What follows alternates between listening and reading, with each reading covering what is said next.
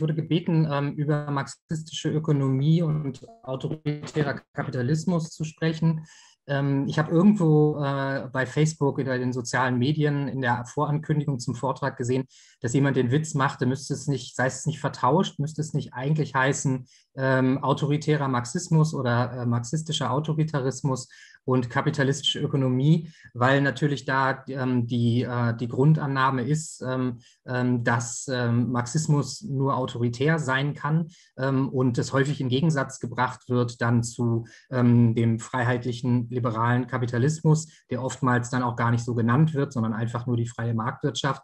Und ich will in dem, was ich heute sage, untermauern, dass also das von Marx ausgehende politökonomische Denken ein Denken der Freiheit ist, das letztlich darauf abzielt, an die Stelle der Freiheit der wenigen die Freiheit der vielen zu setzen und basiert auf einer Kritik des Kapitalismus eben Freiheit, eine Gesellschaft, die systematisch Unfreiheit und unfrei macht.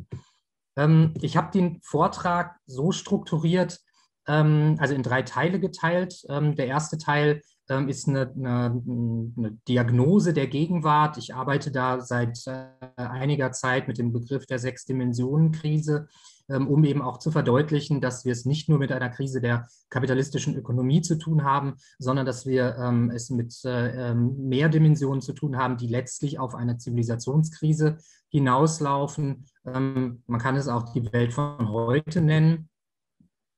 Will dann im zweiten Teil die politische Ökonomie des Kapitalismus Teil, ich hoffe, wir kommen dazu, die politische Ökonomie des Sozialismus zur Diskussion stellen.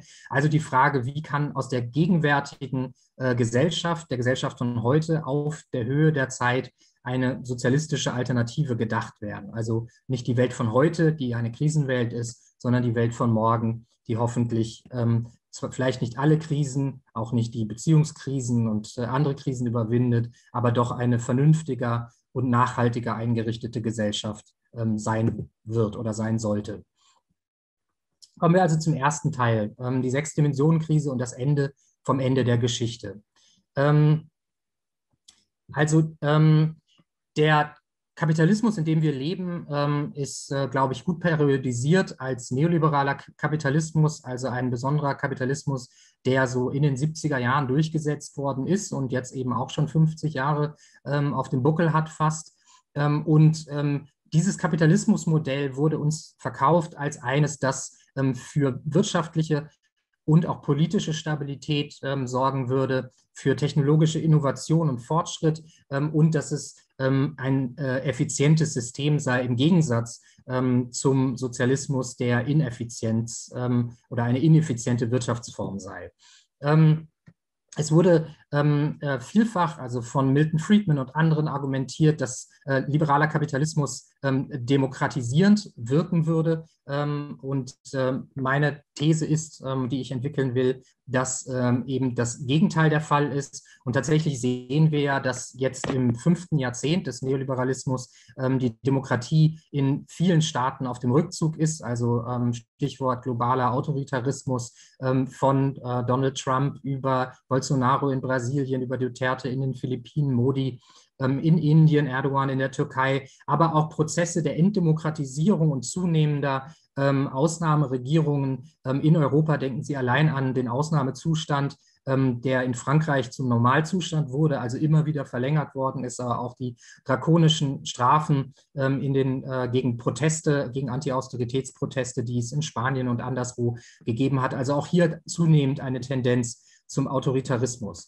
Vor diesem Hintergrund, dass der neoliberale Kapitalismus eben nicht zu besonderer wirtschaftlicher Stabilität geführt hat, sondern wir eine Zunahme von immer tiefer werdenden Krisen erlebt haben, also von der Mexiko-Krise, der Asien-Krise, der Russland-Krise in den 90er Jahren, dann hin zur globalen Finanzkrise und jetzt der Corona-Krise, die ja nur durch Corona verstärkt worden ist, aber sich schon lange 2019 als eine neue große Rezession anbahnte, dass also dieser Kapitalismus offenbar nicht seine Versprechen nicht gehalten hat. Man könnte auch lange über Innovation reden, das werde ich an einer anderen Stelle in diesem Vortrag auch noch tun. Vor diesem Hintergrund ist das, was in den 90er Jahren von bürgerlichen, liberalen und liberal-konservativen Denkern vorgebracht worden ist, also dass es ein Ende der Geschichte sei und dass liberaler Kapitalismus und liberaler Parlamentarismus das Ende der Geschichte seien, sind sie zu einem ziemlichen Pessimismus übergegangen. Also man kann das feststellen, beispielsweise an den Wandlungen von Francis Fukuyama selbst, der diese These aufgestellt hatte vom Ende der Geschichte. Er ist mittlerweile, sagt er, dass der Sozialismus es verdient hätte, eine Wiedergeburt verdient hätte. Er meinte natürlich den amerikanischen Begriff von Sozialismus, also Einschränkung des sogenannten freien Marktes, stärkere Regulation, stärkere Redistribution, also Umverteilung, eine quasi Rückumverteilung der krassen globalen Vermögensungleichheit, die wir dem neoliberalen Kapitalismus verdanken. Man sieht es auch bei Milton Friedman, der vielleicht der Seismograph der 90er und Nuller Jahre so des neoliberalen Kapitalismus gewesen ist. Also Friedman hatte in den 90er Jahren das Märchen von der freien Marktwirtschaft vertreten, hatte dann, als klar war, dass es Widerstand gibt, globalisierungskritische Bewegungen von Chiapas, aber auch islamischen Fundamentalismus als Kritik an der liberalen Weltökonomie oder als reaktionärer Widerstand dagegen, hatte dann plötzlich die These vertreten, dass die unsichtbare Hand des Marktes nicht ohne die sichtbare Faust des Staates existieren könnte, dass McDonald's nicht prosperieren könnte ohne McDonnell Douglas, also den Rüstungskonzern, das heißt also nicht ohne eine kriegerische Durchsetzung der Globalisierung. Jeffrey Sachs, eine weitere Person, an der man das festmachen kann, war der Architekt der strukturellen Strukturanpassungsprogramme in Osteuropa, radikale Privatisierung der volkseigenen Betriebe, radikale Flexibilisierung der Arbeitsmärkte, alles im Namen des Fortschritts und der Prosperität. Und Sachs war damals ein sehr junger Ökonom, heute ist er einer der eigentlich ein Linker geworden, mit einer scharfen Kritik an vielerlei Ausformungen des Neoliberalismus bis hin zur Sanktionspolitik des Westens gegen Russland und Venezuela und andere Staaten. Das heißt also, es gibt hier eine Wandlung von dem ursprünglichen Triumphalismus des Bürgertums hin zu durchaus einem pessimistischen Gedankengut, und eine letztlich Rückkehr der Geschichte und der Weltanschauung. Also wir sprechen im Institut für Gesellschaftsanalyse da meistens von einer dreiseitigen Polarisierung, also dass es eben neben dem neoliberalen Zentrum, das immer weniger Rückhalt in den Bevölkerungen bekommt, also wir haben eine Tendenz zu immer kleineren Großkoalitionsregierungen. Die großen Koalitionen sollten ja eigentlich in Mehrheitswahlrechtssystem Ausnahmen sein. Sie sind mittlerweile die Regel. Ein rechter Populismus, ich spreche lieber von rechtsautoritärem Nationalismus, fordert dieses System von rechts heraus. Aber wir haben eben auch immer wieder neue linke Bewegungen gesehen, die quasi dieses System von links in Frage stellen und dabei durchaus Erfolg haben. Denken Sie an oder denkt das Du der Arbeiterbewegung, ich schlage es vor, denkt an natürlich die neuen Linksformationen, also von Syriza über Podemos, aber auch eben Jeremy Corbyn und Sanders, welche dynamische Entwicklung sie der Linken trotz allem, kann man auch lange darüber diskutieren, trotz allem verschafft haben. Also eine Polarisierung, in denen die Frage Liberalismus, Konservatismus, Schrägstrich Faschismus oder Sozialismus sich neu stellt und man deswegen also mehr Menschen auf der Suche sind nach Alternativen zum Bestehenden und sich die Frage des Sozialismus als einer Alternative wieder stellt. Die Krise, die diese Polarisierung hervorruft, nenne ich die Sechs-Dimensionen-Krise. Und ich will die Dimensionen wenigstens kurz angerissen habe. Also es ist eine Krise der kapitalistischen Ökonomie. Ich sagte Krisen bis hin zur globalen Finanzkrise und jetzt der bioökonomischen Krise der Pandemie. Aber eben darauf aufbauend auch eine Krise der Demokratie, also mit dem zunehmenden mangelnden Zuspruch für die neoliberalen Parteien der sogenannten Mitte oder des Zentrums, eine Krise auch des Vertrauens in die demokratischen Institutionen. Also wenn man liest, wie stark beispielsweise die Wahrnehmung des Staatsversagens ist, im Westen, in liberalen Gesellschaften, angesichts der Corona-Pandemie, also ein tiefer Vertrauensverlust in die Funktionsfähigkeit der Demokratie. Schließlich eine Krise des politischen und sozialen Zusammenhalts. Damit meine ich, dass wir also im Zuge der neoliberalen Reformen ja einen Abbau von Sozialstaatlichkeit bekommen haben, Arbeitsmarktreformen, die die Arbeitnehmer und Arbeitnehmerinnen, die sogenannten prekarisiert haben, also starke soziale Verunsicherung bis in die Mitte der Gesellschaft getrieben haben, was verschärft wird eben durch die Tatsache, dass wir einer vierten industriellen Revolution beiwohnen oder sie durchleben, die theoretisch sehr befreiend wirken könnte. Also die technologische Innovation, Digitalisierung könnte uns von körperlich schwerer Arbeit oder unnötiger Arbeit befreien, könnte mehr Freizeiten schaffen, könnte es ermöglichen, dass wir mehr Zeit haben, um ein Instrument zu lernen oder Freunde zu treffen, uns politisch und kulturell zu engagieren, vielleicht einen Roman zu schreiben. Aber da sie konzerngetrieben ist, treibt sie eben die Angst mitten in die Gesellschaft, weil mittlerweile nicht mal mehr durch die Digitalisierung Anwälte, Ärzte oder Journalisten und Journalistinnen mit Sicherheit sagen können, dass ihre Jobs in 20 Jahren tatsächlich noch existieren. Also das heißt eine tiefe Verunsicherung, weil eben es bedeutet, ein Jobverlust heute bedeutet, dass man, nimmt man das deutsche Beispiel der Hartz-Gesetze, dass man in 12 oder spätestens 18 Monaten vor dem gesellschaftlichen Ausschluss steht.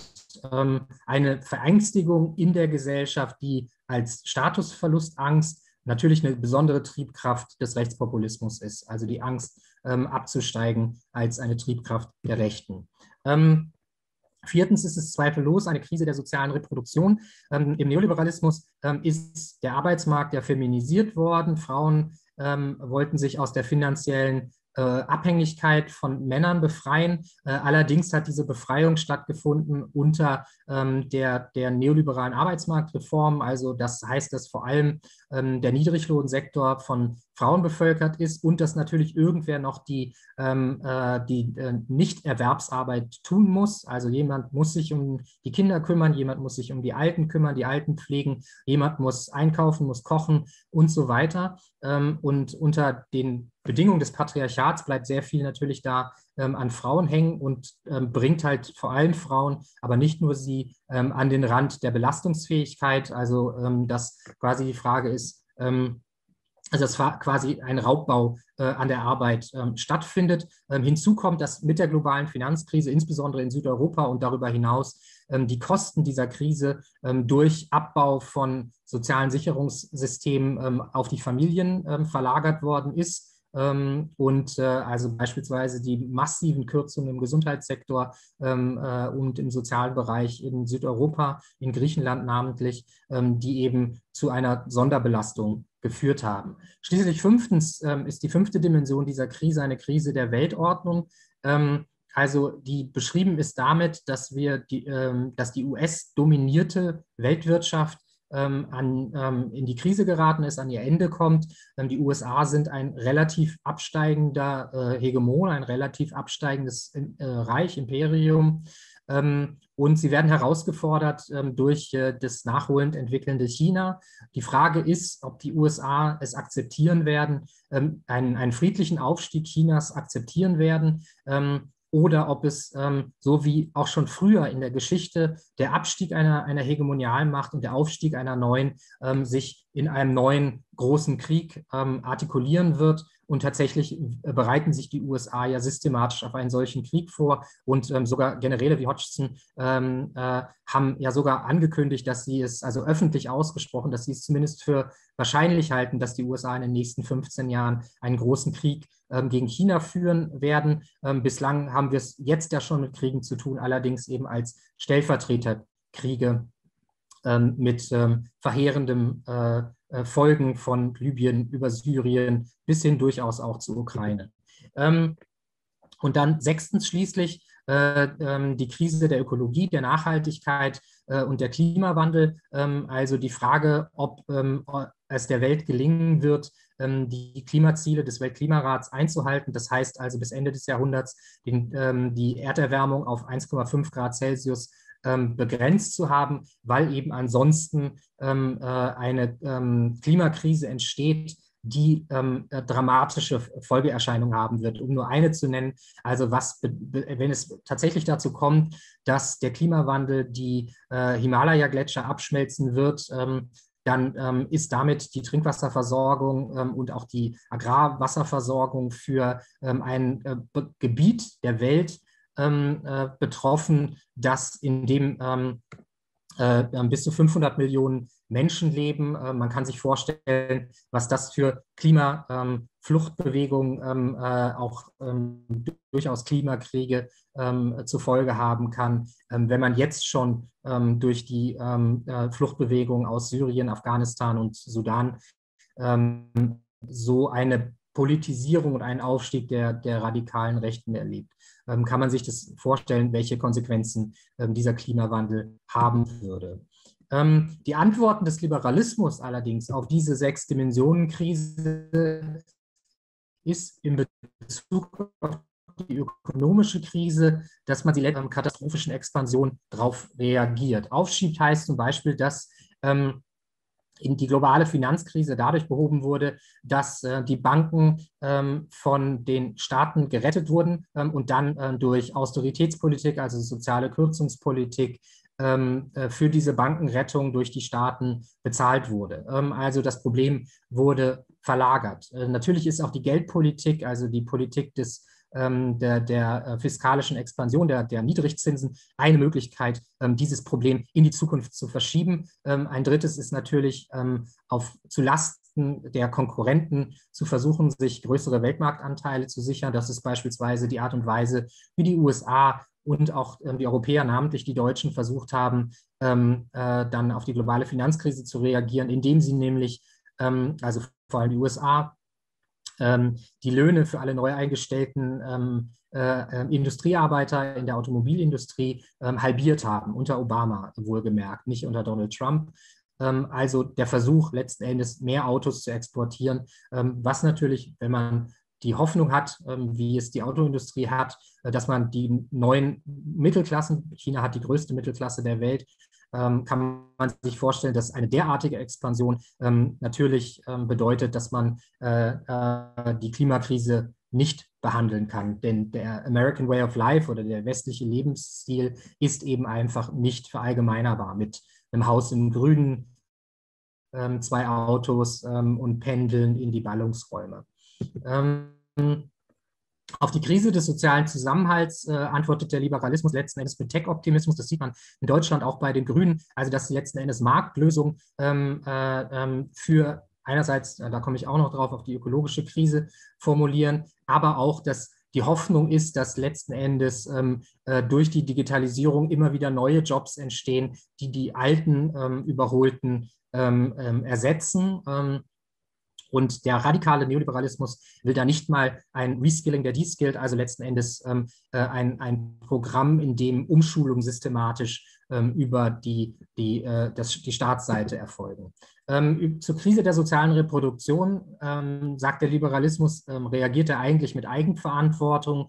Die Psychologie und verschiedenste psychotherapeutische Angebote können einem dann, insbesondere aus dem Behaviorismus, können einem dann vermitteln, dass man die Probleme, die man hat, die strukturell sind, nicht so stark sehen soll, dass man die Wahrnehmung davon ändern soll, aber dass das Problem letzten Endes die Individuen sind und dass es kein strukturelles Problem ist. In jedem Fall wird kein keine Alternative angeboten zum Raubbau an der Arbeit und insbesondere den Erschöpfungszuständen, die in der Gesellschaft vorhanden sind, weil eben Familie und Beruf sich kaum noch mehr vereinbaren lassen. Auf die Demokratiekrise reagiert der Liberalismus letzten Endes mit einer Illiberalisierung, durchaus mit mehr Polizei und Autoritarismus seinerseits. Auf die Krise der Weltordnung hat der Liberalismus reagiert mit einem Rüstungswettlauf. Also ich sagte ja bereits, dass der USA-China-Konflikt längst läuft. Als globaler Rüstungswettlauf läuft er jetzt schon lange. Also wir erleben eigentlich einen Rüstungswettlauf wie seit den 80er Jahren nicht mehr und einen Wirtschaftskrieg, den der Westen und die USA gegen China führen, wo es letzten Endes darum geht, China von den internationalen Lieferketten für Mikrochips abzukoppeln. Der einzige nennenswerte Bereich, wo China eben noch nicht wettbewerbsfähig und konkurrenzfähig zum Westen ist. Der aber entscheidend ist für hat, also namentlich dann die 5. Mobilfunkgeneration, wo sehr viele alternative Systeme wie autonomes Fahren und so weiter dranhängen. Und schließlich auf die Krise der Ökologie und des Klimas reagiert der Liberalismus mit der Chimäre des grünen Wachstums. Man muss sich klar machen, dass es grünes Wachstum, da werde ich auch gleich noch darauf zu sprechen kommen, nicht geben kann. Es hat es auch in der Vergangenheit nicht gegeben. Aber das ist die Antwort des Liberalismus. Die Grünen nennen das in ihrem neuen Grundsatzprogramm, beschreiben das als ein Vertrauen in den Markt, ein technologischer Marktoptimismus. Die Szenarien, wie sich diese Gesellschaft wandeln kann, habe ich in einem Beitrag, der Die Welt von morgen heißt, skizziert. Ich will sie hier nur mal nennen. Wenn man diesen 6-Dimensionen-Krisenkapitalismus so weiterlaufen lässt, sind eigentlich sehr viele der Szenarien, die realistisch sind, wo die Welt in den nächsten Jahren und Jahrzehnten hinführt, sehr, sehr düster und sehr, sehr pessimistisch oder müssen pessimistisch ausfallen. Aber das will ich jetzt nicht genauer ausführen, sondern als Lektüre-Tipp vielleicht einfach nur hier hinlegen. Der Beitrag heißt Die Welt von morgen. 3,5 dieser Szenarien sind definitiv sehr pessimistische Szenarien. Kommen wir jetzt also zur politischen Ökonomie des Kapitalismus, der in meinen Augen das Grundproblem, die Grundursache für diese 6-Dimensionen-Krise ist und in dessen Rahmen diese 6-Dimensionen-Krise in meinen Augen auch nicht zu bearbeiten und vor allem nicht nachhaltig zu beheben sein wird. Es gibt in der politischen Ökonomie, im politökonomischen Denken letzten Endes 3 große Schulen. Das eine ist die Schule, die in Reaktion auf den Marxismus entstand. Das ist die Schule, die vor allem heute in den Volkswirtschaftslehre Fachbereichen gelehrt wird. Es ist eine vor allem mathematisierte, von abstrakten Annahmen ausgehende Denkschule, also unter anderem die Annahme des Gleichgewichtstheorems, demzufolge Märkte, wenn sie sich selbst überlassen, werden zum Gleichgewicht hintendieren, was natürlich vor dem Hintergrund der realen Geschichte der letzten 10, 20, 30 Jahre natürlich immer fragwürdiger geworden ist, weil die Neoklassik sich letzten Endes nicht erklären kann, wie es zu den tiefen Krisen überhaupt kommen kann, die der Kapitalismus in seiner Geschichte der letzten 10, 20, 30 Jahre eben hervorgebracht hat. Bestenfalls wird noch der Staat verantwortlich gemacht und das ist auch der Charme ein bisschen der Neoklassik, weil sie immer sagen kann, naja, die absolut freien Märkte gibt es ja nicht, denn wenn man versuchen wollte, eine freie Marktwirtschaft wirklich durchzusetzen, dann würde das die Gesellschaft zerstören. Das hat Karl Polanyi hervorragend beschrieben in seinem Buch The Great Transformation. Also es gibt immer Widerstand gegen die Marktgesellschaft, so wie eben die historische Arbeiterinnenbewegung im Widerstand war zum freien Kapitalismus des 19. Jahrhunderts mit Kinderarbeit, 16 Stunden Arbeitstagen und so weiter und so fort.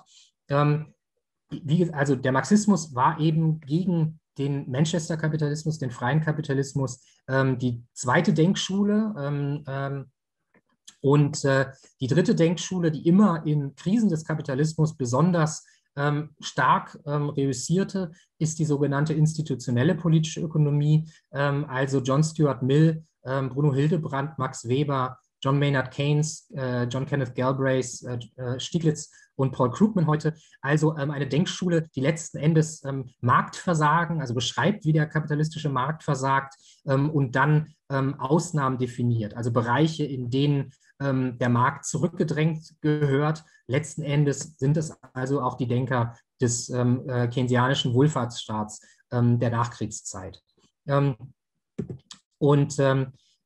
Tatsache ist, dass es nach dem dem politökonomischen Denken von Marx eine Enthistorisierung gegeben hat mit der Dominanz der Neoklassik und dass eben, wie gesagt, aber diese Krisen letztlich das politökonomische Denken rehistorisieren. Also, dass man, also es gab in der Geschichte des Kapitalismus 4 große Krisen, die große Depression zwischen 1873 und 96, wo viele dieser Denker, die ich eben genannt habe, Mill, Hildebrand, auch Weber, angefangen haben zu denken, angefangen haben, den freien Markt in Frage zu stellen.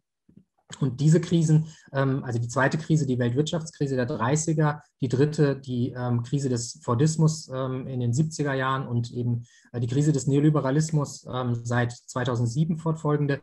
In all diesen Krisen gibt es eben eine Besinnung auf die Geschichte, auf die Details und weg von den abstrakten, mathematisierten Modellen mit ihren fragwürdigen Annahmen, so wie sie in der Volkswirtschaftslehre bis heute leider immer noch dominant sind. Die zentrale Frage in der bürgerlichen Wirtschaftswissenschaft ist letztlich, warum dieser Preis? Also es ist der Versuch zu ergründen, warum bestimmte Waren bestimmte Preise haben. Die zentrale Frage in der marxistischen politischen Ökonomie dagegen ist, woher rührt eigentlich der Profit und warum organisieren wir eigentlich unser wirtschaftliches Leben in dieser Form? Warum produzieren wir in dieser Form und warum nicht in einer anderen? Und aus diesen Fragen ergeben sich natürlich andere Schlussfolgerungen. Wie funktioniert also nun der Kapitalismus? Kapitalismus ist eine Gesellschaft, die erstmal gesellschaftlich arbeitsteilig vorgeht und in der getauscht wird. Das heißt also, wir produzieren nicht all die Dinge, die wir zum Überleben brauchen. Wir gehen in den Supermarkt und kaufen dort dann unsere Lebensmittel. Wir gehen in den Fahrradladen, kaufen dort unser Fahrrad und so weiter und so fort. Das ist erstmal gar nicht mal unbedingt etwas Besonderes, besonders Kapitalistisches. Es ist etwas, das besonders mit modernen Gesellschaften zu tun hat, dass sie arbeitsteilig vorgehen. Eine Besonderheit im Kapitalismus ist allerdings, dass Vertragsfreiheit herrscht, also dass es nicht wie in vorkapitalistischen Gesellschaften eine politische Aneignung des gesellschaftlichen Mehrprodukts gibt. Damit ist gemeint, es zwingt uns niemand heute für irgendeinen Lehnsherrn, einen Feudalherrn zu arbeiten. Wir müssen nicht irgendwie die 3 Tage die Woche ohne Lohn auf den Ländereien, den Gütern eines Junkers und Großgrundbesitzers arbeiten. Es zwingt uns auch niemand für irgendeinen Kapitalunternehmer zu arbeiten. Wir können frei wählen, ob wir, wenn wir eine Ausbildung als Industriearbeiter haben, ob wir für Bosch oder Siemens oder Daimler arbeiten. Das ist eine Besonderheit des Kapitalismus. Zugleich allerdings ist es Besondere am Kapitalismus, dass wir gezwungen sind für irgendeinen. Also wenn wir keine Produktionsmittel besitzen, das heißt also, wenn wir keine großen Aktienportfolios besitzen und von den Dividenden leben können, wenn wir kein großes Familienunternehmen besitzen oder eine große eine große Anwaltskanzlei oder Anteile an einem privatisierten Krankenhaus, dass wir gezwungen sind, unsere Arbeit gegen Lohn zu verkaufen, unsere Arbeitskraft, und dass daraus der Klassengegensatz entsteht zwischen denen, die andere Menschen gegen Lohn einstellen und diejenigen, die für Lohn arbeiten müssen. Daraus ergibt sich auch, dass der Kapitalismus nicht das Gleiche ist wie die Marktwirtschaft, wie uns immer erzählt wird, sondern Märkte sind nicht immer das Gleiche wie Märkte. Sehr hervorragend dargelegt, dass nämlich eben Märkte in vorkapitalistischen Gesellschaften immer eine Möglichkeit bieten. Das heißt also, es gab die Möglichkeit, das Gemeindeland zu nutzen, um mehr anzubauen oder auch brachliegendes Land urbar zu machen oder Land, das urbar zu machen, brachliegendes Land zu nutzen, um mehr zu produzieren, wenn in einem anderen Markt beispielsweise eine Missernte herrschte, um dann durch den Mehrertrag mehr zu verkaufen und dann vielleicht sich einen besseren Flug zu verschaffen oder also die technologischen Bedingungen der Produktion zu verbessern. Im Kapitalismus dagegen ist der Markt ein Zwang, nämlich eben, dass wir uns zwar aussuchen können, für welchen Kapitalisten wir arbeiten, aber dass wir uns nicht aussuchen können, nicht zu arbeiten, sondern gezwungen sind, unsere Arbeitskraft als Ware zu verkaufen.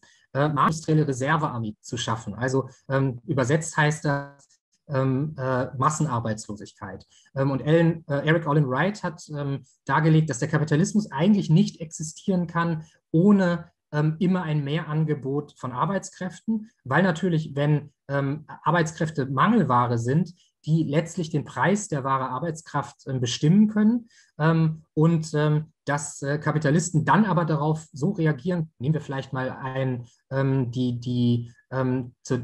90er Jahren, als Leute, die sich mit Computern auskannten, relativ rar waren und dadurch auch ohne IT-Studium relativ hohe Löhne noch beziehen konnten. Der Kapitalismus dazu tendiert, entweder Druck auf den Staat auszuüben, mehr Leute auszubilden, um den Preis der wahre Arbeitskraft zu senken oder eben zu automatisieren und auf die Art und Weise diesem Problem zu entgehen. Die innere Logik der kapitalistischen Produktionsweise nach Marx ist letzten Endes, dass, weil es eben immer mehr Arbeitskräfte gibt, die die Arbeit machen, dass es, wie es in einem Song von den Goldenen Zitronen heißt, dass es immer jemand gibt, der es billiger macht, ist die Logik des Kapitalismus eigentlich Gewerkschaften oder Tod. Weil faktisch kann der Beschäftigte sagen, du hör mal, Kapitalgeber oder Kapitaleigner, ich kann für den Lohn, den du mir zahlen willst, nicht arbeiten, ich habe eine Familie zu ernähren, ich habe meine Eltern zu pflegen und so weiter und so fort.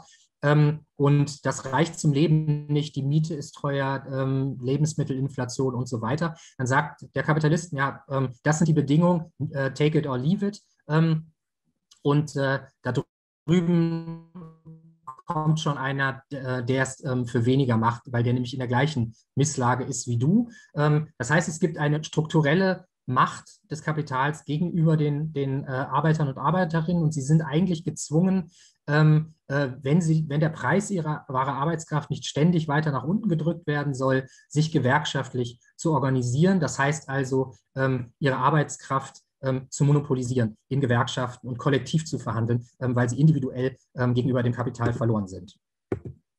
Der kapitalistische Prozess funktioniert so, dass es mit Piero Sraffa gesprochen, Waren produziert werden mittels Waren und dass im Kapitalismus eben auch der Mensch eine Ware ist, der seine Haut, wie Marx es ja an einer berühmten Stelle im Kapital schreibt, seine Haut zu Markte trägt und die gegerbt bekommt auf dem Weg in die Produktion, weil er eben über die Art und Weise, wie produziert wird, was produziert wird, so gut wie keinen Einfluss hat und die Bedingungen akzeptieren muss, die der Kapitalunternehmer stellt. Hinzu kommt der Gegensatz nach Marx auch zwischen konkreter und abstrakter Arbeit. Also es werden konkrete Dinge hergestellt, aber der Kapitaleigentümer, der Eigentümer der Produktionsmittel, eignet sich die halt an und nach Marx hat das einen entfremdenden Effekt, wobei man natürlich einräumen muss, dass, also ich habe lange Zeit Gewerkschaftsbildung gemacht, dass es durchaus einen Produzentenstolz bei Opel-Arbeitern oder bei VW, Volkswagen-Arbeitern gibt, die stolz sind auf dieses gemeinschaftlich produzierte Gut oder Konsumgut Automobil. Das Besondere am Kapitalismus ist, dass aber Gebrauchswerte produziert werden. Das heißt also, es wird ein Tisch produziert, von dem man essen kann, ein Auto, das man fahren kann, aber dass aus der Perspektive des Kapitals letzten Endes nur der Tauschwert interessant ist. Kapital geht in der Tendenz immer dorthin, wo die höchsten Profite bezahlt werden. Und dem Kapitalunternehmer ist es letztlich egal, ob er Mittel zu, Impfstoffe in einer Pandemie produziert oder Toilettenpapier oder einen Tisch oder Panzer. Letztlich dominiert der Tauschwert, also der Profit, das, was produziert wird und wo Kapital hinwandert.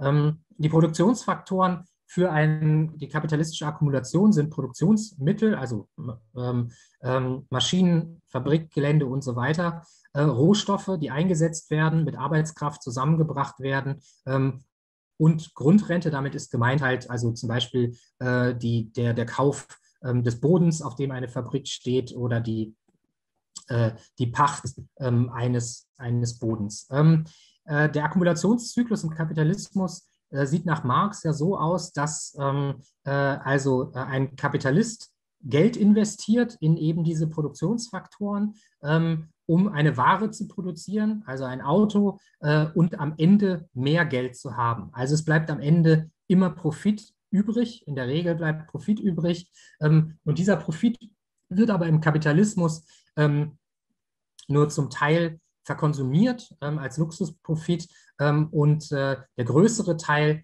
wird reinvestiert oder muss reinvestiert werden, auch weil Kapitalismus unter den Bedingungen von Konkurrenz stattfindet. Also sozusagen ein Prozess der ständigen Akkumulation von Kapital. Marx fragte deswegen nach dem Ursprung des Profits. Also vor Marx gab es im Prinzip keine Erklärung dafür, warum jetzt ein Kapitalunternehmer und wofür er so viel Kapital anhäuft, wie es dazu kommt, auf heute übertragen, dass halt so grandiose Dividenden ausgeschüttet werden an die Aktionäre und die Großaktionäre halt der börsennotierten Konzerne. Und Marx war ein bescheidener Mensch, und er sagte, die große Entdeckung, die er gemacht sei der Ursprung des Profits, den er als Mehrwert bezeichnete, nämlich er argumentierte, dass im Kapitalismus systematisch Ausbeutung stattfindet. Also Ausbeutung klingt nach einem moralischen Begriff, also dass Menschen, also man stellt sich da das besonderes Elend vor. Das gibt es im Kapitalismus natürlich auch, und zwar nicht zu knapp. Aber Marx meinte, dass selbst die hochentlohnten VW oder Opel oder General Motors Arbeiter ausgebeutet werden in dem Sinne, dass am Ende, dass sie mehr produzieren, als sie als Lohn mit nach Hause nehmen. Und für Marx war das Ergebnis der Eigentumsstrukturen. Dass es nämlich so ist, dass der Kapitalist jemanden nur einstellt, wenn er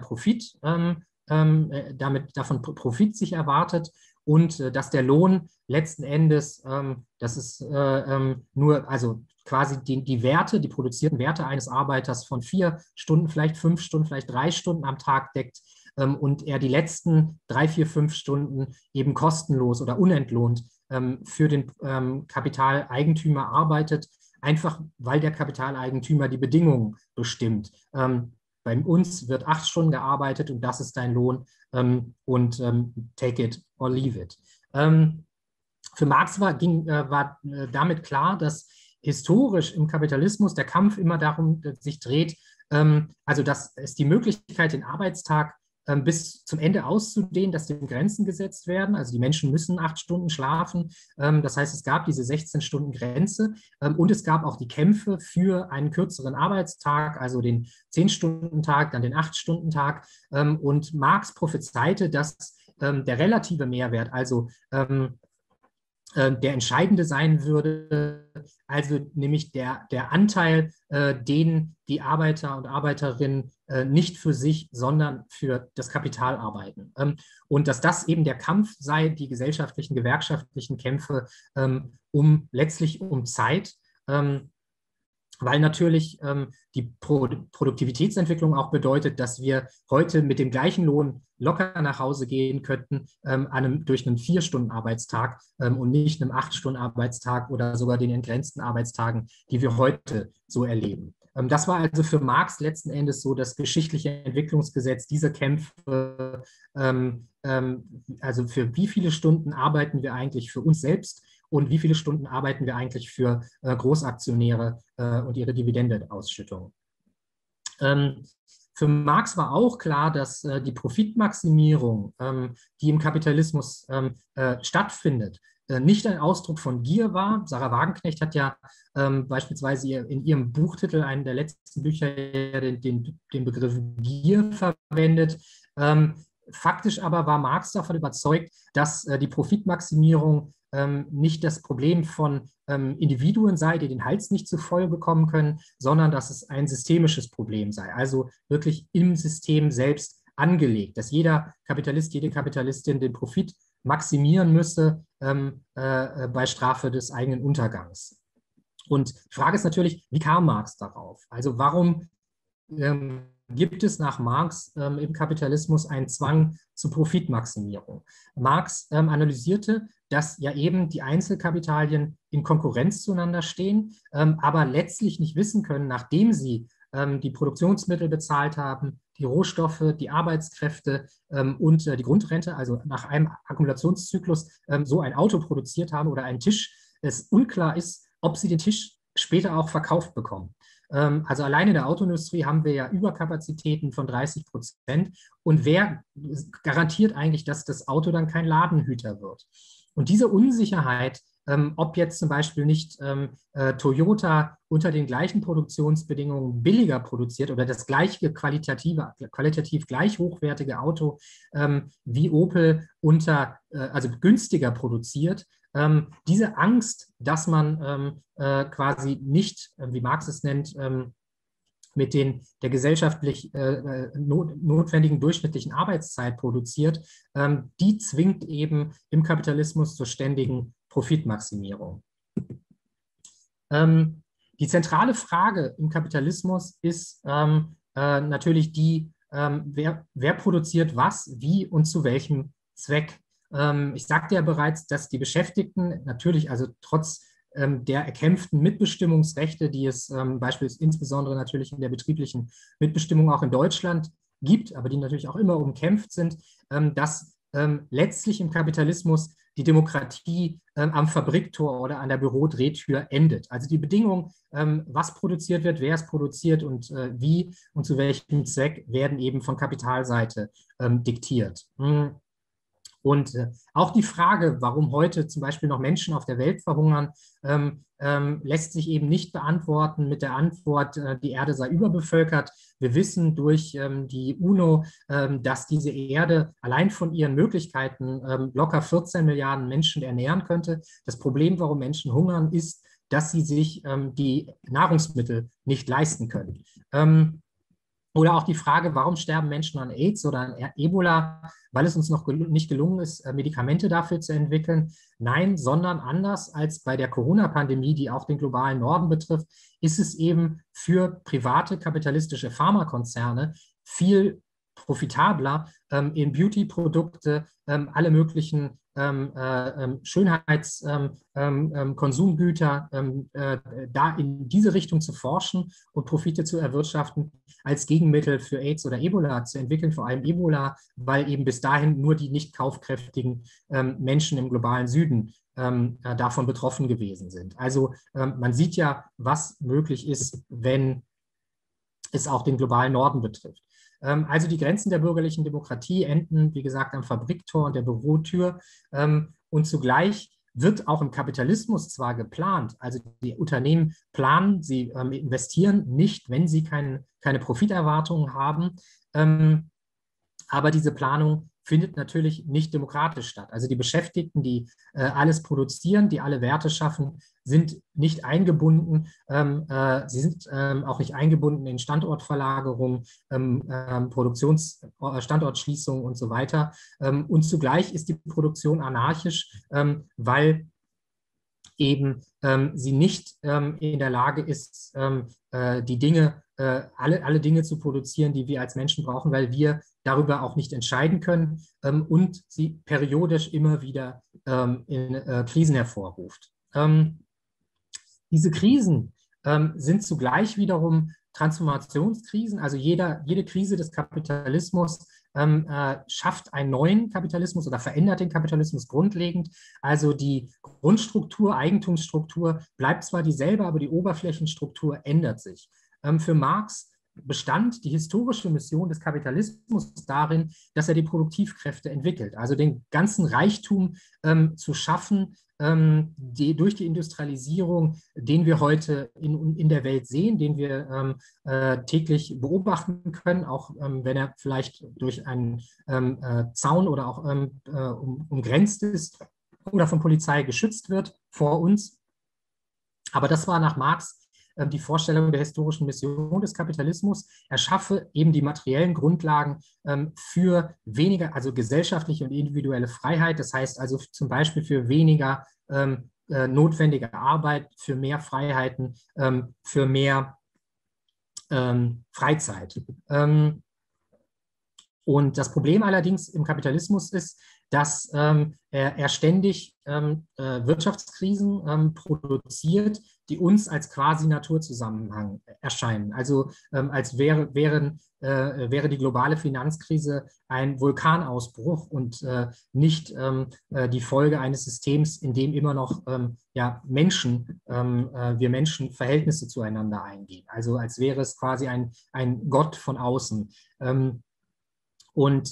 Real ist aber natürlich dieses System eines von sozialen Verhältnissen. Es gibt den Herr und den Knecht. Es gibt immer, wenn es um Schulden geht, es gibt immer den Gläubiger und es gibt immer das gegensätzliche Verhältnis von Kapital und Lohnarbeit.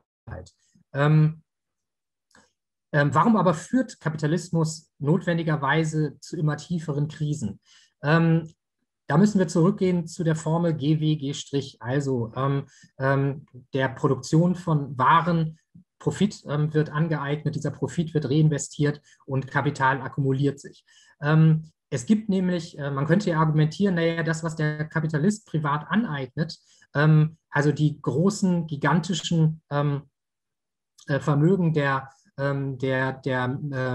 Multimillionäre und Milliardäre auf der Welt, die könnten doch einfach in Luxuskonsum wandern. Wenn man sich anguckt, was zum Beispiel heute an Privatjets produziert wird, kriegt man eine Vorstellung oder auch an Yachten, die weit über 100 Meter lang sind, dann kriegt man natürlich eine Vorstellung davon oder auch von wie Weine, also Whiskys und welche Preise sie bei großen Auktionshäusern erreichen. Dann könnte man dir die Vorstellung haben, naja, das, was da privat von Kapitalseite angeeignet wird, das fließt eben in den Luxuskonsum. Und trotzdem hat der Luxuskonsum Grenzen. Also man kann ein Apartment, ein Penthouse in New York haben, am Central Park, in Berlin in Mitte, in London, in Paris, in Dubai, aber irgendwann sind dem eben auch Grenzen gesetzt, wie eben dieses akkumulierte Kapital Luxus verkonsumiert werden kann. Jemand wie Jeff Bezos oder Mark Zuckerberg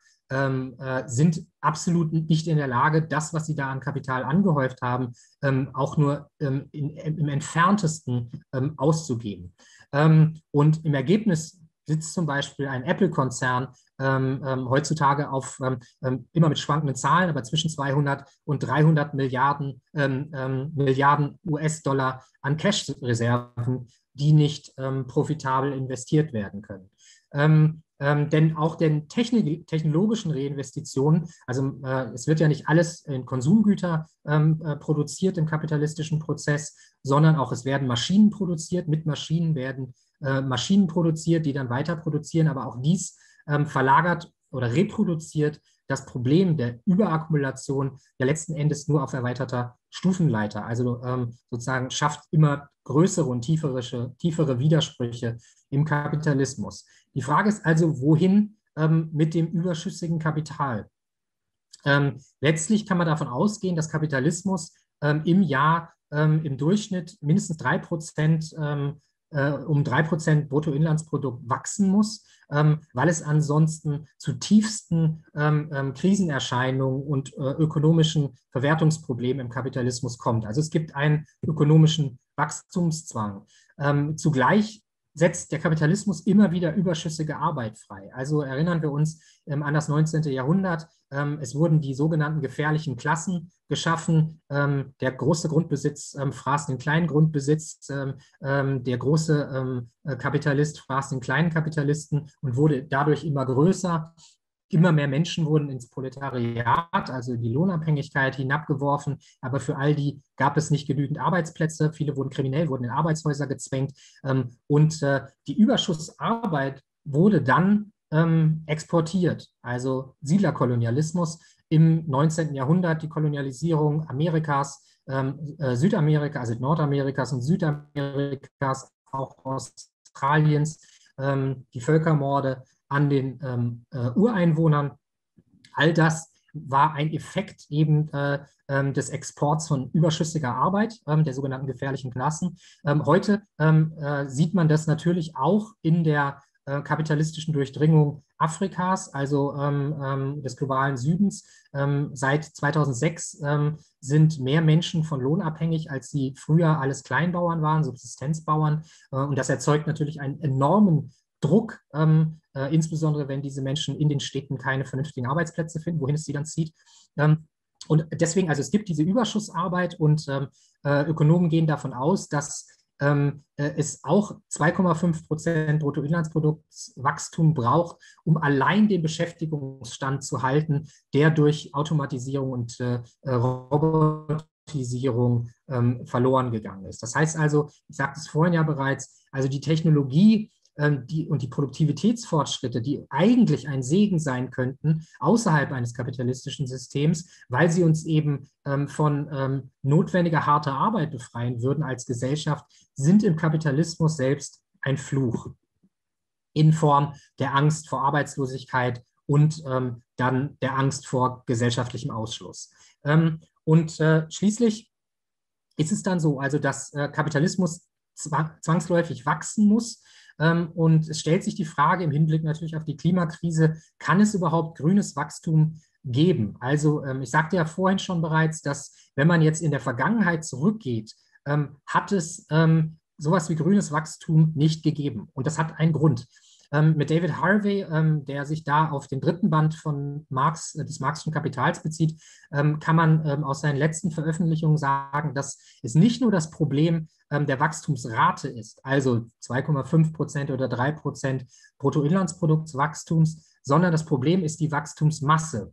David Harvey hat historisch beobachtet, dass die Produkte, die Güter, die im Kapitalismus produziert werden, sich alle 25 Jahre, also jedes Vierteljahrhundert verdoppeln.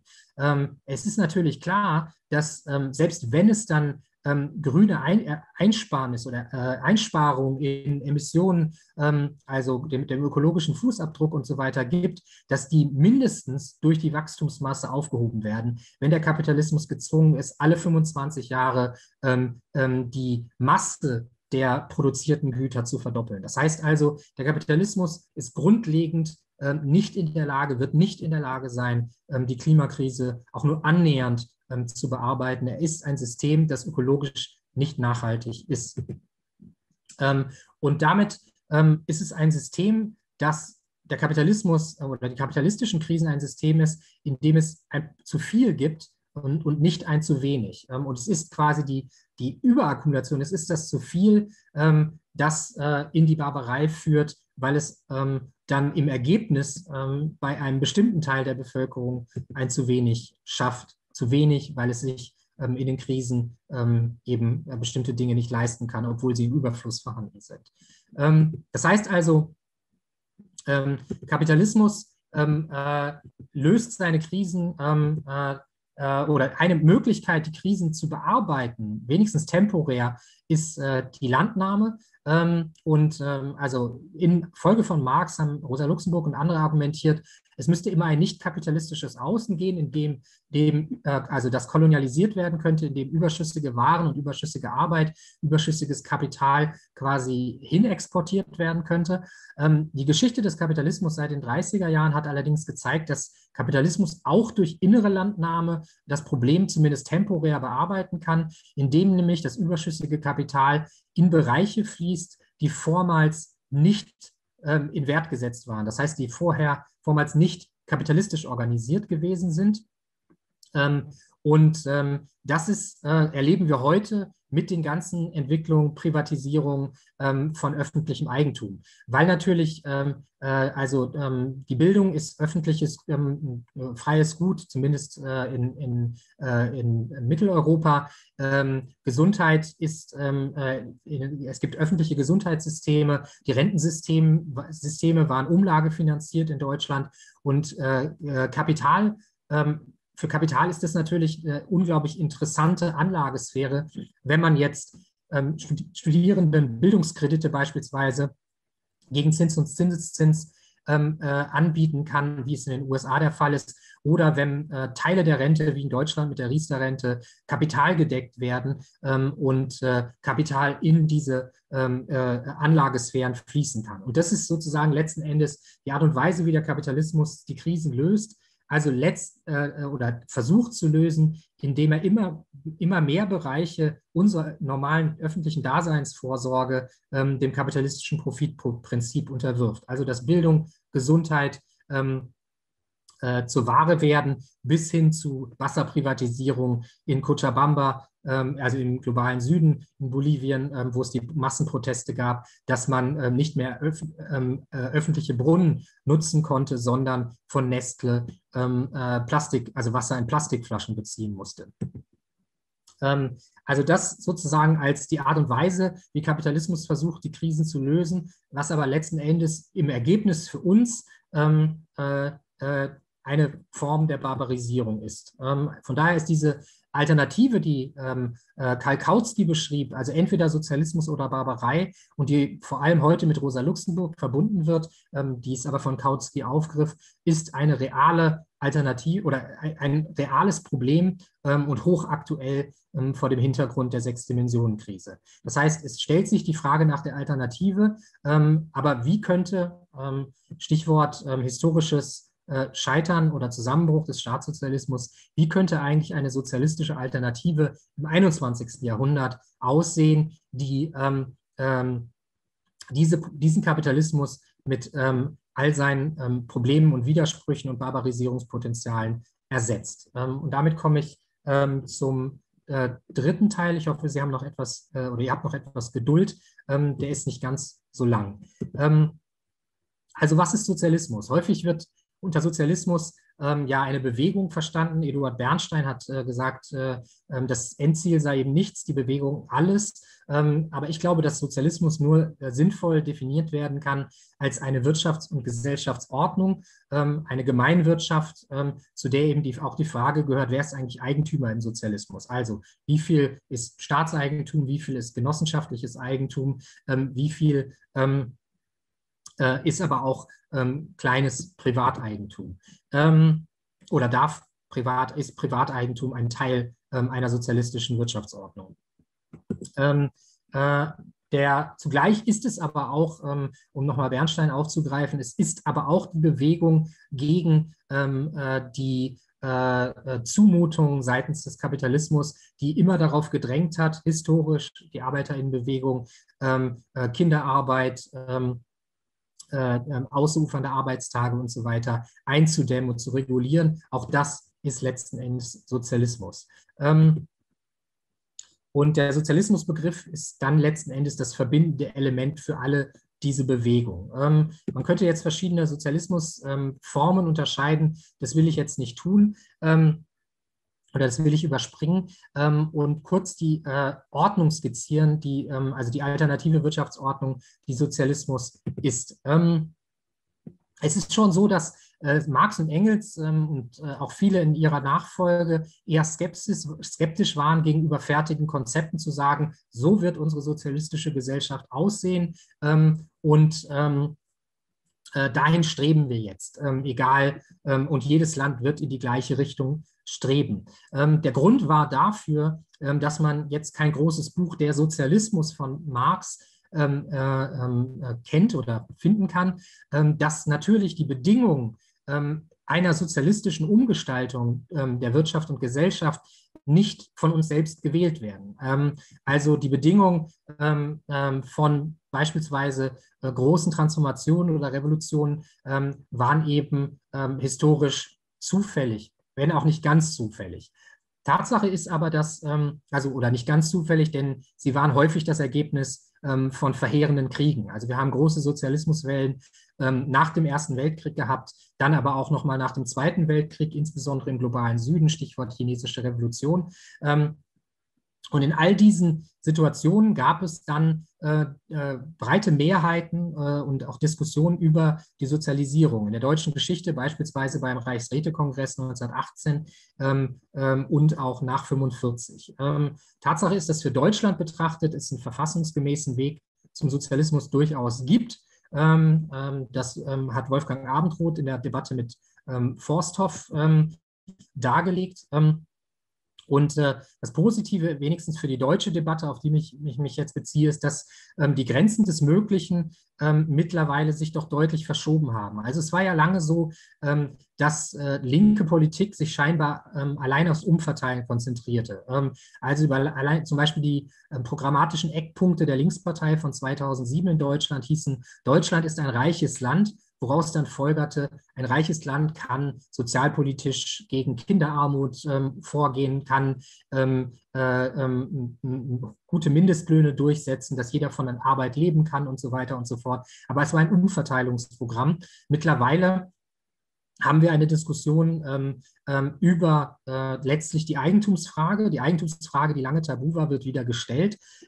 Sie wird gestellt im Rahmen der Kampagne Deutsche Wohnen und Co. enteignen, die hier in Berlin im September hoffentlich eine Volksabstimmung zur Enteignung der großen Immobilienkonzerne möglich machen wird. Sie wurde aber sogar vom Juso-Vorsitzenden Kevin Kühnert gestellt, der ja argumentierte, dass BMW ein volkseigenes Unternehmen werden solle und sogar argumentierte, dass niemand eine Wohnung besitzen sollte, in der er nicht lebt. Und im Rahmen natürlich auch der Rettungsschirme stellt sich die Frage, warum werden eigentlich diese Rettungsschirme für die Unternehmen nicht an Bedingungen geknüpft? Also warum rettet man Lufthansa und knüpft es nicht an Bedingungen der ökologischen Transformation? Und natürlich stellt sich bei Enteignung immer die Frage der Entschädigung. Das will ich hier nur sozusagen anreißen, dass das auch natürlich Teil der Diskussion ist. Die Ordnung, in dieser Ordnung gibt es meines Erachtens verschiedene Formen, die Produktion zu organisieren. Und ich will einfach die verschiedenen Varianten, wie heute Sozialismus gedacht wird, hier vorstellen und dann auch zur Lektüre anregen, sich in die einzelnen Ansätze vielleicht vertiefend sich damit zu beschäftigen. Also ein erster Ansatz ist letzten Endes einer, der vor allem von Bernie Sanders vertreten worden ist, der auf stärkere Mitbestimmung der Beschäftigten setzt und letzten Endes ein Programm wieder auflegt, das Rudolf Meidner, mit dem Namen Rudolf Meidner verbunden ist, der Gewerkschaftsvorsitzender in Schweden war und in der Krise der 70er Jahre, als es an Risikokapital mangelte, also das Risikokapital brauchte auch für also technische Umstrukturierung und Internationalisierung, argumentierte, dieses Kapital könnte von den Rentenfonds, der in Schweden, aber auch in den USA und Großbritannien sind die Systeme so, könnte von den Rentenfonds der Arbeiter und Arbeiterinnen genommen werden. Im Umkehrschluss aber für die Bereitstellung dieses Risikokapitals müssten Aktienanteile der Unternehmen zu den Gewerkschaften, also in die Hände der Beschäftigten selbst fließen. Und das war letzten Endes der Versuch eines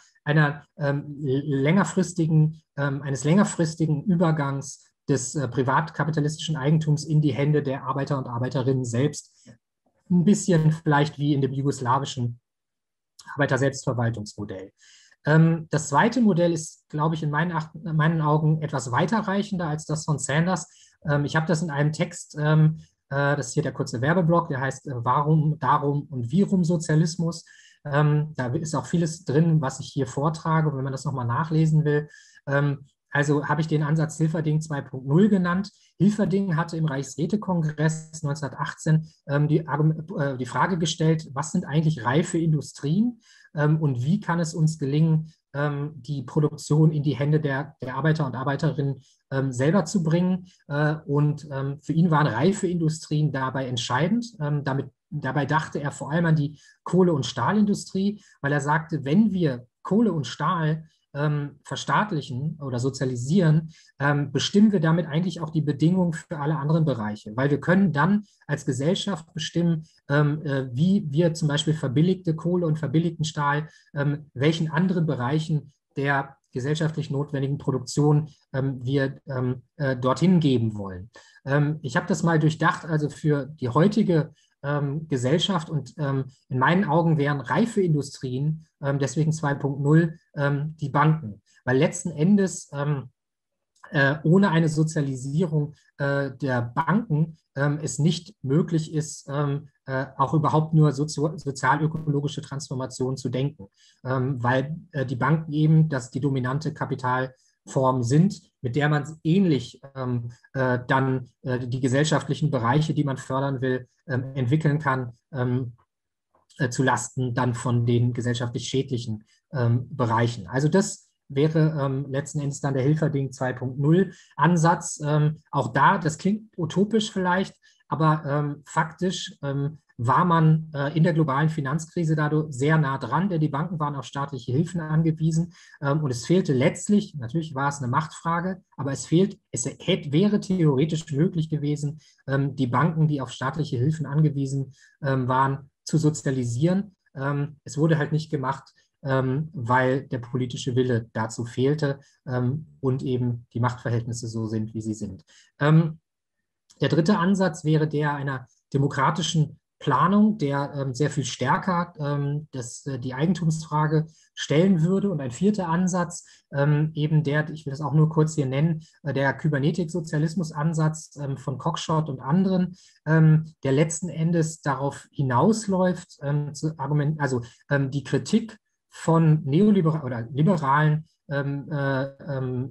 Nationalökonomen zu entwerten. Also Ludwig von Mises, einer der absoluten Vordenker des Neoliberalismus, auch der Lehrmeister von Friedrich August Hayek, auf den sich Thatcher und Reagan ganz explizit bezogen haben, als ihr Leitintellektueller, der hatte argumentiert, dass der Sozialismus daran scheitern müsse, dass es nicht möglich sei, die Preise nicht dem Markt zu überlassen, die Preisentwicklung, sondern die Preise festzulegen nach eben Gesichtspunkten der gesellschaftlichen Notwendigkeit, weil das einfach von Menschen nicht zu bewerkstelligen sei. Und Cockshott und andere haben argumentiert, dass mit der Computerisierung es eben sehr viel leichter möglich sei, bis zu 100.000, 150.000 Konsumgüter zu planen, also deren eine Preisplanung zu betreiben und damit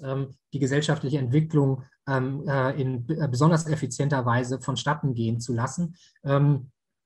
Und die Gruppen um Cockshott, auch seine Schüler und Schülerinnen, haben systematisch Algorithmen entwickelt, um eben einen solchen kybernetischen Sozialismus oder Rechnersozialismus zu denken. Auch das einfach nur als Lektüre, Anregung nach diesem Vortrag.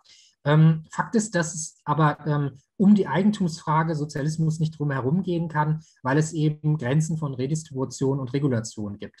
Also wir haben in den 70er Jahren eben erlebt, dass all das, was an Wohlfahrtsstaat, an Mitbestimmung erkämpft worden ist, irgendwann auf die Profite des Kapitals drückte und dass es also eine Profitklemmenkrise gab und das Kapital dann sich gewehrt hat, alle in seiner zur Verfügung stehenden Machtressourcen eingesetzt hat.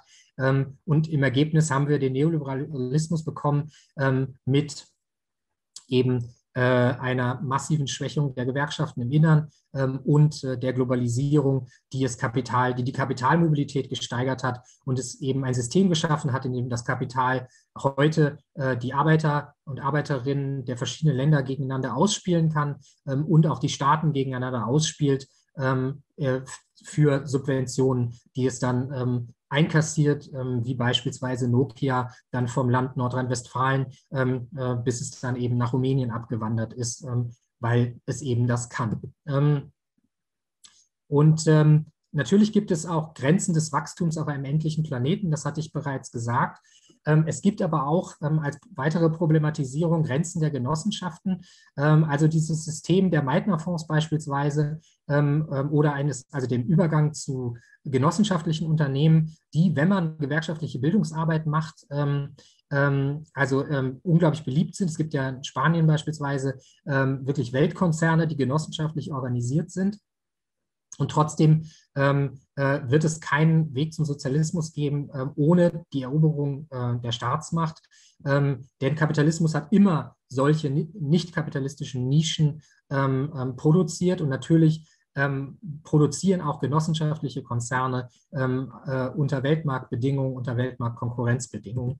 Von daher gibt es diese doppelten Begrenzungen. Zugleich gibt es aber auch die Grenzen der Transnationalisierung, weil natürlich Sozialismus im 21. Jahrhundert Antworten finden muss auf die Entwicklung von transnationalen Konzernen. Also Jeremy Corbyn beispielsweise hatte vorgeschlagen, dass man gegen die Macht von Facebook ein eigenes nationales Facebook aufbauen würde.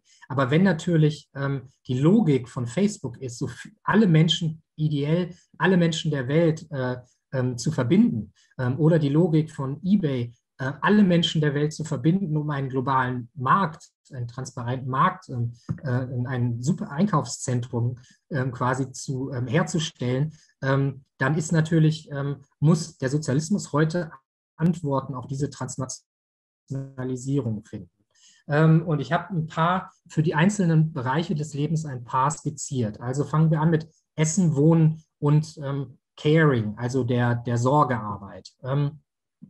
Es wird sicherlich Sozialismus morgen nicht ohne eine Fortsetzung der Delinking-Versuche und der Reagrarisierung von Linken in den Entwicklungsländern geben. Also dass letzten Endes sich größere Teile des globalen Südens abkoppeln können von und ihre Märkte schützen können vor westlichen Agrarprodukten, die ja auch massiv subventioniert werden. Im Bereich Wohnen müsste sich eine Sozialismusdiskussion heute wahrscheinlich entscheiden zwischen einerseits der Enteignung der großen Immobilienkonzerne, wie das hier in Berlin vorangetrieben wird, und dem, was ich mit dem Augenzwinkern das Kuba-Kühnert-Modell nennen würde oder möchte. Denn Kevin Kühnert, als er sagte, ich erwähnte es ja vorhin, dass er es für nicht legitim halte, dass Menschen eine Wohnung besitzen, in der sie nicht leben, in der sie nicht selber leben und dann durch Mieteinnahmen letzten Endes Arbeitseinkommen anderer Menschen enteignen. Da ahnte er, glaube ich, nicht, dass er damit das kubanische Modell hochleben ließ. Denn in Kuba wurde nach der Revolution 1959 eben genau das getan. Also die Menschen waren plötzlich Eigentümer der Wohnung und des Hauses, in dem sie lebten, was von Castro und Che Guevara und so weiter auch natürlich ein sehr kluger Schachzug war, weil es bedeutete, dass die kubanische Bevölkerung ihr neues Eigentum, ihr Wohneigentum verteidigen würden gegen die Bacardi-Familie und die anderen nach Miami und Florida geflüchteten bourgeoisen Familien Kubas. Die soziale Reproduktion, denke ich, muss sich entscheiden zwischen zwei Modellen. Einerseits natürlich der Entlohnung reproduktiver, werterhaltender Arbeit. Das heißt also, wollen wir, dass Sorgearbeit, Pflegearbeit, Kochen, Waschen, Bügeln, Wäsche zusammenlegen etc. Entlohnt wird, um Geschlechtergleichheit zu schaffen oder Gleichheit zwischen denen, die Erwerbsarbeit nachgehen und die diese Sorgearbeit tun? Oder wollen wir heißt Sozialismus eigentlich die Sozialisierung all dieser reproduktiven Tätigkeiten mit flächendeckender Kita-Versorgung, flächendeckend und kostenloser Kita-Versorgung, flächendeckend kostenloser Altenpflege in einem ausfinanzierten System, das nicht wie heute auf dem Rücken schlecht entlohnter Frauen, insbesondere auch schlecht entlohnter Frauen, die aus Ländern Osteuropas abgeworben werden, funktioniert. Dann weitere Bereiche. Ich sagte bereits in der Kommunikation, dass die transnationalen Konzerne wie Facebook eine große Herausforderung für den Sozialismus im 21. Jahrhundert sind. Sie sind natürliche Monopole letztlich, weil es im Prinzip weltweit nur ein Facebook braucht. Es braucht auch nur ein Google letztlich, es braucht auch nur ein eBay und so weiter. Und die Vorstellung, auch die Bernie Sanders hatte, dass man diese Konzerne einfach entflechten könne, ist natürlich eine Chimäre, weil sie naturgesetzlich zum Monopol tendieren, zum globalen Monopol. Und das ist natürlich eine Herausforderung, wo sich Fragen stellen, sind diese transnationalen Konzerne, bieten sie die Möglichkeit eigentlich der Schaffung von demokratischen Weltstaatsstrukturen und wie könnten diese eigentlich aussehen oder wie gelingt es, sie vielleicht unter Beschäftigtenkontrolle zu bringen und die Beschäftigten kontrollierten transnationalen Konzerne dann wiederum über die UNO oder ganz neue multilaterale Strukturen zu demokratisieren. All das sind, glaube ich, große Herausforderungen, vor denen man steht. In Fragen der Mobilität ist, glaube ich, klar, dass es keine individuelle E-Mobilität, dass das nicht der Königsweg ist. Ich will da jetzt nicht im Detail zu eingehen, das könnte man in der Diskussion vielleicht machen, aber man wird nicht drum rumkommen, um einen Um- und Rückbau der Autoindustrie, wenn man es ernst meint mit einem klimaneutralen Planeten. Und dazu gehört natürlich der Ausbau eines kostenlosen ÖPNVs. Und da ist Luxemburg natürlich einer der Vorreiter und wir haben natürlich sehr begeistert und interessiert auf diese Entwicklung hingeschaut, wenn natürlich auch die luxemburgischen Bedingungen da sehr besondere Bedingungen sind. Im Bereich Energie, denke ich, wird es auf regenerative, nicht nur auf regenerative, sondern auch auf dezentralisierte Energiekonzepte ankommen. In Bildung und Kultur zweifellos um eine Desegregierung der Klassengesellschaft. Und das, wenn man sich anguckt, dass wir mittlerweile, nehmen wir Molenbeek und in Belgien oder die Banlieues in Paris oder auch Vorstädte in Berlin, ist es ein dickes Brett, das da gebohrt werden muss. Also diese Prozesse der Klassenspaltung, Klassenapartheid wieder aufzuheben und die Frage natürlich auch von Kultur wird eine Frage von robusten Commons sein. Fragestellungen wie eine Kultur-Flatrate und eine Ausfinanzierung von Künstlern hängen da zweifellos dran. All das sind Vorstellungen, wie ein Sozialismus im 21. Jahrhundert aussehen könnte. Und trotzdem ist klar, dass der Sozialismus als Ordnung nicht existieren kann ohne den Sozialismus als Bewegung. Und da stellt sich die Frage, wer eigentlich die Akteure sind, die eine solche sozialistische Umgestaltung vorantreiben können.